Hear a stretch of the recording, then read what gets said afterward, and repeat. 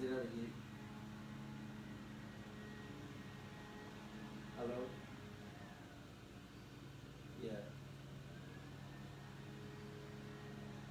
He's about to go on now.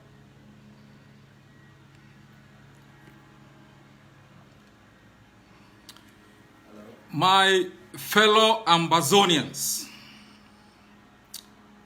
dear soldiers of the Ambazonian Revolution, first, I would like all of us to observe a minute of silence in honor of the daredevils, the patriot volunteers whose lives have been cut short and who have left us. Let us observe a minute of silence in honor of their heroism.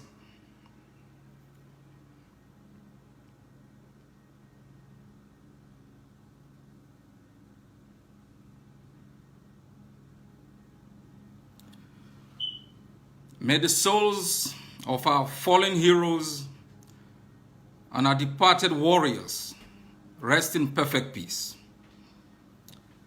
Fellow soldiers of the revolution, more than 2 years ago, the Ambazonian people rose up against the occupation of our homeland.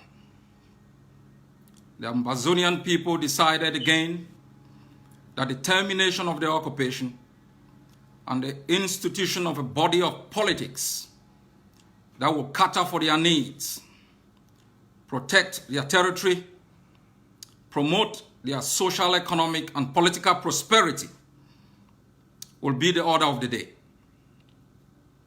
Our people rose up with bare hands. They challenged the occupation of the homeland. They fought running battles on our streets. The regime, as usual, as it has done for the past 56 years, deployed its most sophisticated weapons in the land of our birth. It brought down our sacred places, mauled our citizens in close range, kidnapped hundreds of others, transported them into its own country, detained some incommunicado, tortured others, subjected them to inhumane and degrading conditions, raped our women and our children in Boya. As if that was not enough, last year, hundreds of thousands of our people went to the streets on the 22nd of September to call on the international system to understand our plight and our pain, to project the Ambazonian identity, to arouse Ambazonian consciousness, to show the world that we as a people are determined to write the last chapter of our own story. Hundreds of thousands across the entire territory of Ambazonia descended on our streets with peace branches, women, children, mothers. I remember the old mom who proclaimed that Ambazonia is free. I remember the children of Kwakwa who rose up and sang the Hail, Hail, Hail, Ambazonia. We told the world that Ambazonia has risen to fall no more. Across the Western Hemisphere, from New York to Berlin, to Atlanta, San Francisco, and other places, London,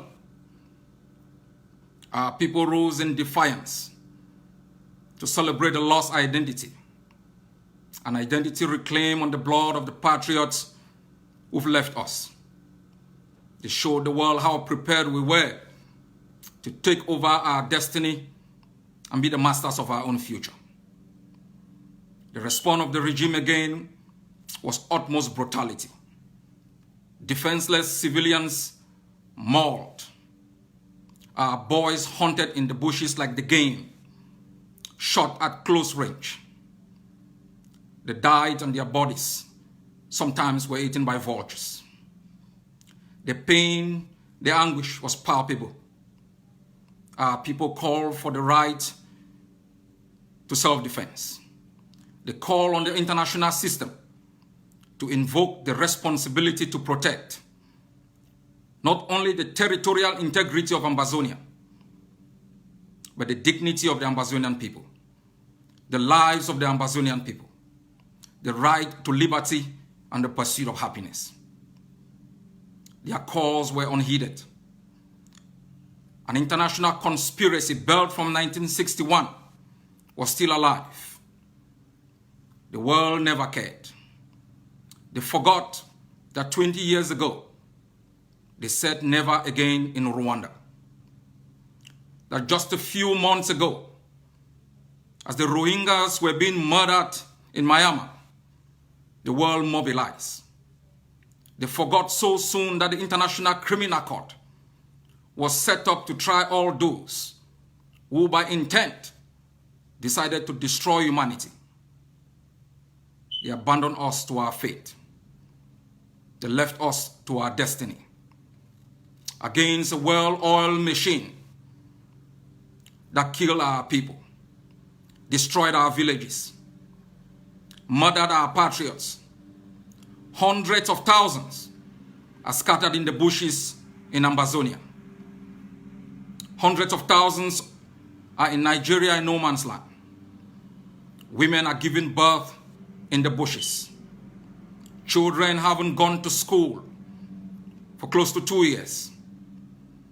Hopelessness has taken root. A sense of nobodiness, a sense of abandonment. Then a generation decided it was time to defend our people, to protect our territory, to save the lives of our vulnerables, to challenge the international order. The era of self-defense was born. From the beginning, we made it clear that this revolution was not going to be a walk in the park. We made it clear to our people that we are fighting a beast that was determined to maintain political control in the land of our birth, so it can continue with extortion exploitation of our resources to build its own country, to oil the war machinery that it has used to sustain the occupation of our homeland. We devised a triad approach, knowing fully well that as part of the international system, we needed to make our case to the world. We needed to show cause for why we are fighting, why we desire to end the occupation, and how prepared we were to take governance once we have eliminated the last vestiges of black-on-black colonialism in the land of our birth. We mobilized our people across the globe. We mobilized the conscience of the international system. We projected the Ambazonian nationalism as it has never been projected before. We also decided that targeted diplomacy to let the world know they have to recognize the new state of Ambazonia, the 55th state of the African Union. We went to places, to institutions, to governments, and played our part. It made the German parliament 147 parliamentarians, including the entire FDP, to ask for the German government to impose economic sanctions against Cameroon. Our patriot volunteers mobilized here in the United States to make sure the US Senate held a hearing on our case, to tell the world there was genocide in Ambazonia, that there were crimes against humanity being committed on a daily basis. There was impunity and war crimes being committed against our people, that our villages were being torched, our people were being kidnapped and disappeared. Enforced disappearances was the order of the day. The British Parliament spoke. UNPO spoke. The United Nations spoke. We won one more battle, the battle of internationalization. But we realize targeted diplomacy will mean nothing. Internationalization will mean absolutely nothing if we do not defend the land of our birth. I took one of the most risky missions to insert into the homeland, to show up our guys, to let them know we are not just asking them to fight, to take the risk. We were prepared to risk our lives also, to put our lives on the line for the interest of our homeland. Fellow Ambazonians, less than 1 year into the armed resistance, our people have shown their willingness to sacrifice their lives, to sacrifice their limbs, to fight block by block, neighborhood by neighborhood, to achieve immediate objectives, to make Ambazonia ungovernable. And I am sure that we all know that Ambazonia is ungovernable. I had to explain, occupation is predicated on political governance. And the moment you challenge the right of the occupier to govern you within the land of your birth, you take away one of the greatest incentives of the occupation. You challenge the monopoly of the use of deadly force. You project alternative authority. And we have achieved that. Occupation is also predicated on exploitation, economic impunity. We increased the cost of the occupation. We made sure La République spent more money in our homeland than they could get out of our homeland. So we took away another incentive for the occupation of our homeland, thanks to the dedication of our foot soldiers, the patriot volunteers who have been fighting battles in Kwakwa, in Munyenge, in Batibo, in Bessi, in Guzan, in Bafut, in Bamenda, in Oku, in Bui County. You have shown that you are the masters of this revolution, that you are willing to be focused to ensure that you end the nightmare that was imposed in our homeland some 56 years ago. It is not going to be easy. No revolution has been easy. But we have shown the world in less than 2 years that we can challenge the invincibility of one of the most brutal dictators in our continent. That we can humble them on the streets of our land. That we can push them out of certain villages, certain cities, and impose our own rules. Fellow citizens, dear soldiers of the Ambazonian Revolution, we have done these things because we believe very strongly that the only outcome that will suit Ambazonia would be total independence. And I am grateful that because of your sacrifices and your dedication, we have made huge strides in this revolution. We've got some miles to work, and we need to get our acts together. That is why a few weeks ago I traveled to Washington to sit down with other leaders so we can find ways to mitigate our differences, work together in those areas in which we agree, to project authority and a sense of focus. That consultation will continue. In the last week, I know our people love to engage in controversies. Some people are more concerned with the politics of the revolution than being focused on the means that will end in a speedy manner the occupation of our country. In less than 2 weeks ago,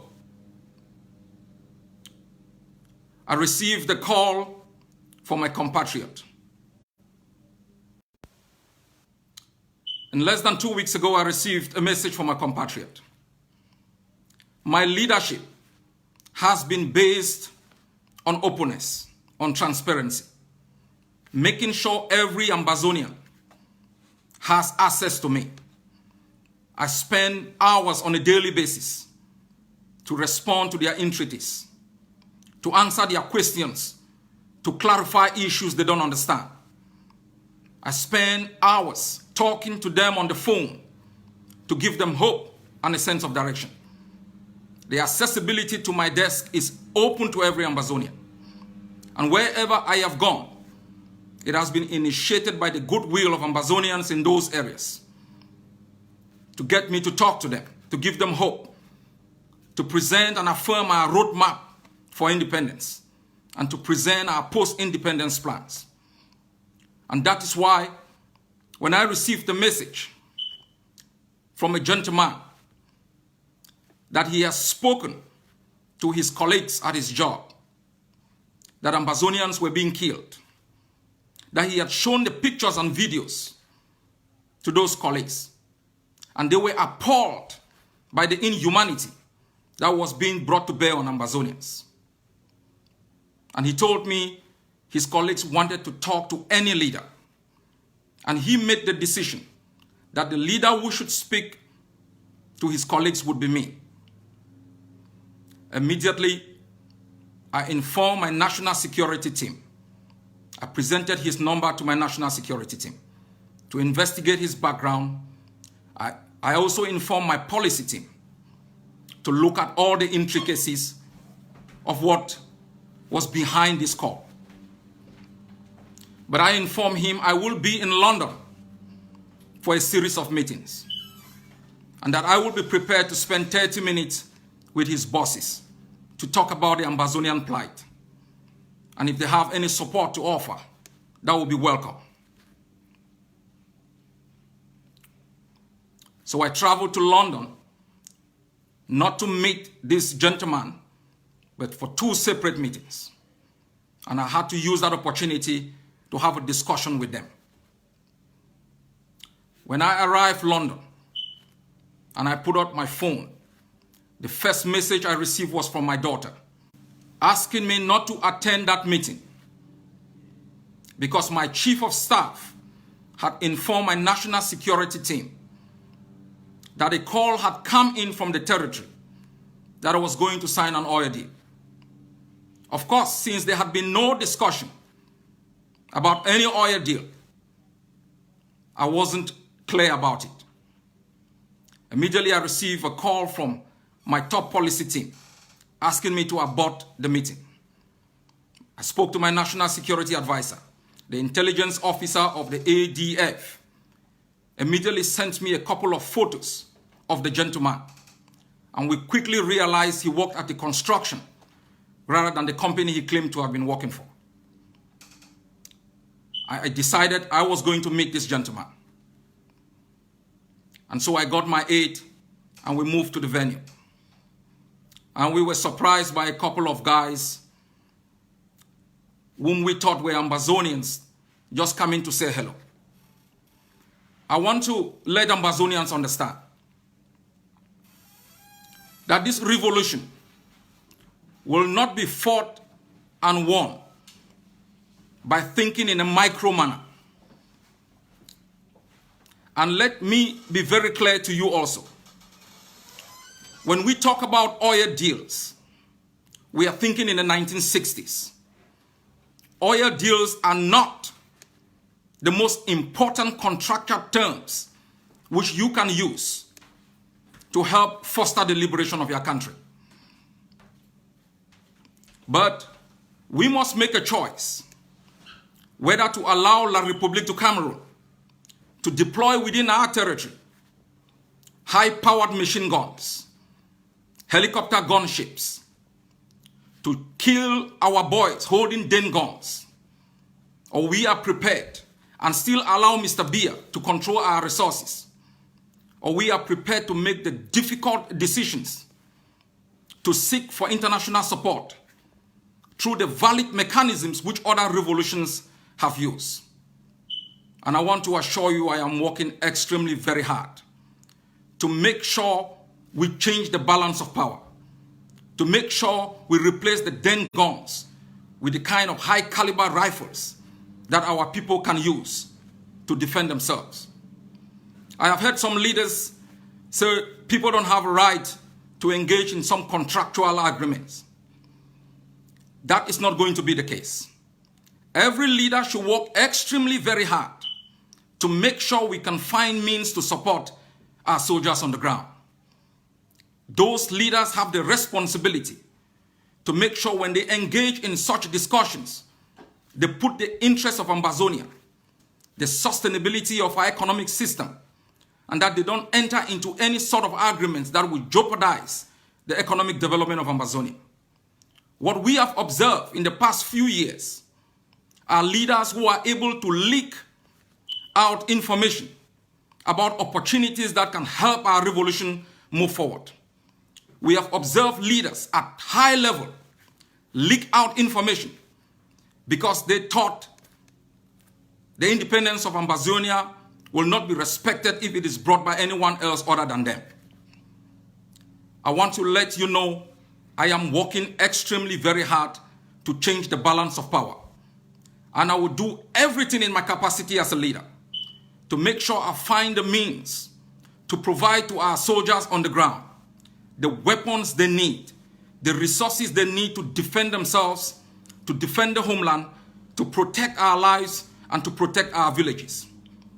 I am ready to offer to any investor any form of contract within the legal parameters of the way contracts are made to have the support to protect Ambazonia. And any leader should have that right. We have done this before, and we have done this in the most due diligent manner in which the interest of Ambazonia was protected. Soldiers of the revolution, it's so sad. It's so sad in our revolution that rather than focus on the enemy, our people, some people have made other leaders their target. Rather than focus on the occupation and how to dismantle the structures of occupation, they have made some leaders the prime target. It's so sad that a leader will not fall because of the enemy, but because of the naivety, of the power drunkenness of some individuals in our revolution. I can assure you that I work hard on a daily basis to make sure Ambazonia has the means to make this revolution come to an end in the fastest way possible. And I will continue to work hard to make sure that happens. Nobody is going to stop me from pursuing that path to project power in Ambazonia. What happened in London is a test. My people, I am a soldier of the revolution. It was a close call, but I had a choice to put Ambazonia first or to protect my life. I decided to put Ambazonia first. I want to assure you that our revolution is well. We will continue on the ground as we move into phase 4. The lockdown of Ambazonia to prevent any elections from taking place is going to happen. There will be no elections in Ambazonia. No occupying power will ever have the right or the mandate to organize within our territory any elections without the consent of our people. Only the Ambazonian people, through a legitimate government put in place by them, will be able to organize a free and fair election that will institute an Ambazonian government that will work for the interests of the Ambazonian people, that will derive its just mandate from them, and will make sure it uses the resources to develop our capabilities. We must be focused on the enemy. We must be focused knowing well that our people are in jail. We must be focused knowing well that our people have died. And no one is going to threaten me. Nobody is going to frighten me. Nobody is going to stop me from prosecuting this revolution in the most due diligence of manner, in the way that respects the authority derived through our mandate as leaders of different organizations. And we will continue to have consultations, but we will project authority and a sense of focus that looks at La République as the sole enemy of our revolution, and make sure we put our focus on them to bring them down in the land of our birth. That is the only way we can, as a people, build an independent country that protects our right to free speech, to the pursuit of happiness, and to good governance. God bless you all.